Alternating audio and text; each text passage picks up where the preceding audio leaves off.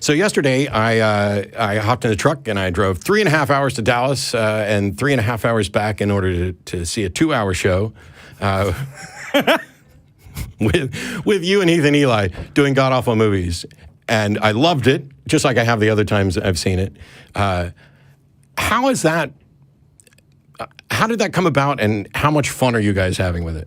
Well, I'll tell you, the only part of my job that I don't like is the part where I actually have to watch Christian movies. And for those of you who aren't aware of the show, we have a show called God Awful Movies, where every week we break down another Christian movie, and we tear apart the bad acting, we tear apart the bad writing, but we also tear apart the bad ideas that undergird these things. And it actually came out of a segment that we did on Scathing Atheist when God's Not Dead came out. Right. This was before Eli was part of our show, and he calls me up. We've been friends for years. He calls me up and he's like, "I so want to review this movie on your show." And I was like, "Oh, make that happen."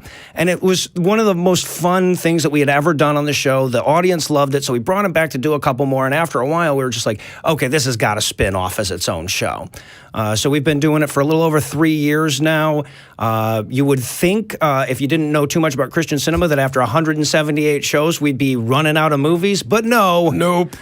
Not even close. I think we've got another 4 years worth just on our existing list, and they keep coming out with them. So. I tell you what, if you get the chance, if God Awful Movies comes to your town for a live show, watching the live show is an experience that you can't quite get from just listening to the podcast, and it's highly recommended. But for those of you who fit into the moralizing, pearl-clutching, you should probably not. No. But buy a ticket anyway, and then you can tell people you went, and they'll think you were cool when you're really not. I endorse that wholeheartedly. So for years now, I've seen you guys do this live. I think last night was probably the third time. Once at a convention, once here in Austin, once in Dallas.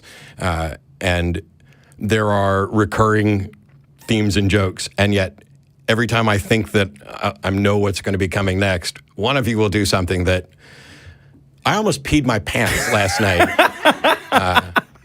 In part because of Eli and Wolverine, but I'm going to save that. When you guys are watching the movie, you watch them individually. You don't sit in a group room, and so everybody takes notes on their own about what we're going to talk about. Mm-hmm. This is something that somebody thinks, well, I could do this on my own. I can go and lampoon a thing, and you probably could. Mm-hmm. I mean, but the fact that there are 3 different brains that watch this, that come up with stuff, and then you guys work together and put this, I think there's insights that are never going to happen unless you have multiple people looking at that. Absolutely, yeah. Because you think of you and I can hear the same argument, and you're going to go one direction with it. I'm going to go another. We're both going to be right in our assessment of it, but there's no reason to go any further once you've refuted it, right? You don't continue to think about other ways to refute it necessarily. So, yeah, and also we come from very different directions. I've got 2 co-hosts. Eli is his history is in entertainment. He's a magician. He's a comedian. He went to NYU to study acting, so he can break it down from the perspective of a filmmaker, of an actor, etc. My other co-host Heath, he was a political science major, went to Williams College, very educated guy. So he tends to come to it from a much more intellectual perspective. And I'm just an angry guy, and I come to it from the perspective of a frustrated atheist. So, yeah, we all bring a little something different to the show, I guess. There's a copy of your book on the table last night, Diatribes, I think it's volume 2 or whatever. And I have diabetes. And so when I walked past the table, I looked down, and instead of diatribes, I just saw the word diabetes. And I was like, why is Noah writing about diabetes? So lots of stuff. Go ahead and give them some websites where they can find out where to get in touch with you guys, how to buy merch, how to find out tickets for the show and everything else, and then we'll dig in on callers. Yeah, I'd say the best place you can go is we do a lot of stuff on our Facebook pages. So if you check out Scathing Atheist on Facebook, that'll be the best way to connect with what's most current. You know, also check out scathingatheist.com if you want to check out the archives, or godawfulmovies.com. Yeah, and then also, if you don't mind, I'd also like to plug a charity that we work with quite a bit. There's a charity that we work with called Modest Needs. Every year we do a fundraiser called Vulgarity for Charity.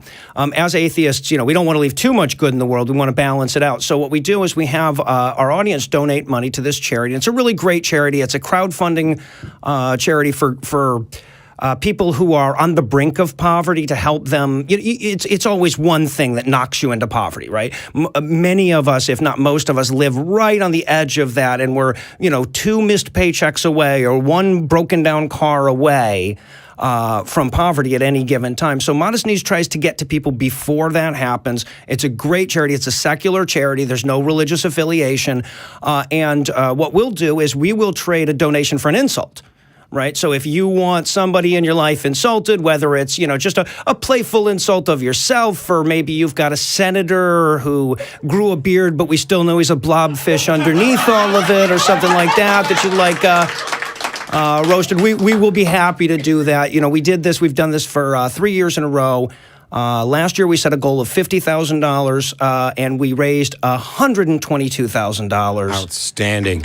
Because despite what people in the Christian world will tell you, atheists are some of the most generous and charitable people in the world, and we're just proud to prove that over and over again every year. Yeah, Eli reached out to me this year, and I immediately said yes, and then there were conflicts that arose, so I didn't get to participate in it this year, but I'll definitely be around. Well, that's one of the things, is that for years we hear that, theists, and in particular Christianity, have got the market cornered on charitable stuff. When Phil is here, and Phil's in the building today, the person who volunteers more than anybody on the planet, it's always an opportunity to show what he's doing, what we're doing, what different organizations are doing, and yet it seems like every time we get a guest in, we talk about these things, somebody's got a charity that they want to help promote. I not only love the fact that we're doing it from a standpoint of changing people's perceptions about who we are, but we're legitimately doing good things. Mm-hmm. And here we are, like in the 4th week of a government shutdown. Modest Needs may have 800,000 new people right. who could use a little assistance. So by all means, check that out.